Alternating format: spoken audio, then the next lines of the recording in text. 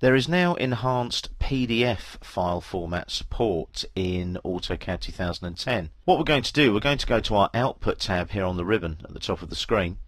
And as you can see there, we have an Export to DWF PDF panel on the ribbon.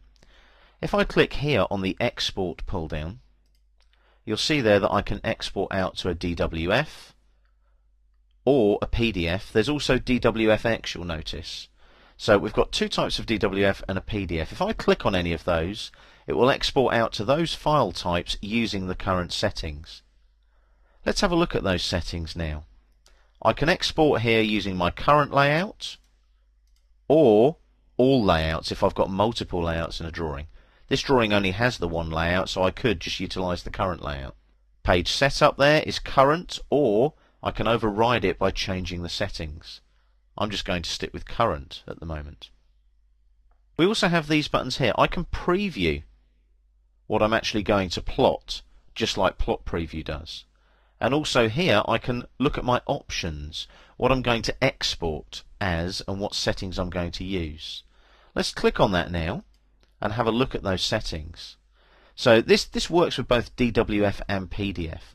So if I've got multiple layouts and I'm exporting those multiple layouts to either a DWF or a PDF, I can set it up as a multi-sheet file, you'll notice there, or I can set it up as a single sheet file so that each layout goes to a separate PDF or DWF.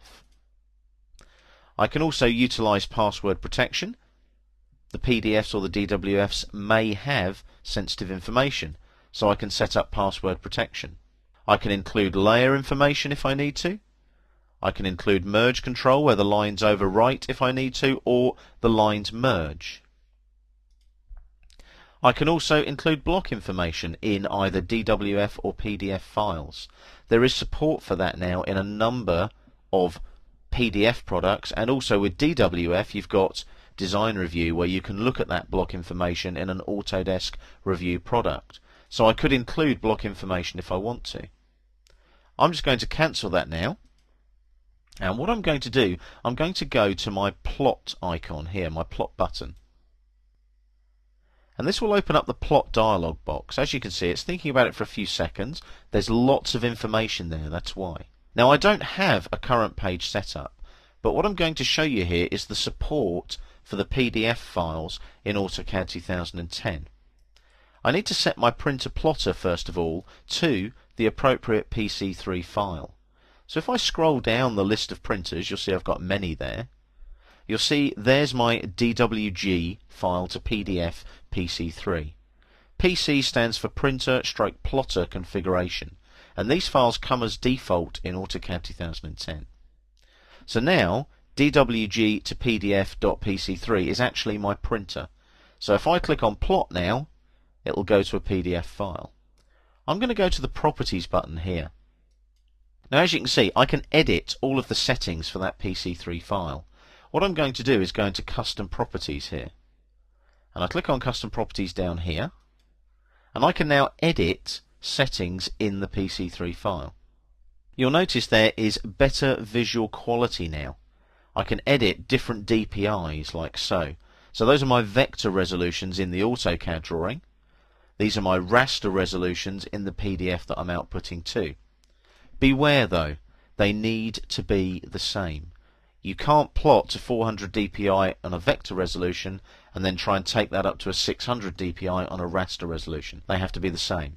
If you try and do that, you'll get an error message from AutoCAD 2010 saying sorry, can't do that. Now, font handling. This is very useful. You can capture none of the fonts if you want to. When they go into either a DWF or a PDF, you can capture some of them and you can edit the font list if you wish, or you can capture all of them if you want to. The best one is capture some, because that captures all your existing fonts in your drawing and takes them into your DWF or PDF.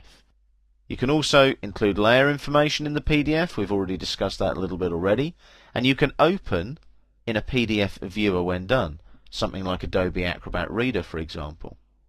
So there's lots of file support there for PDF.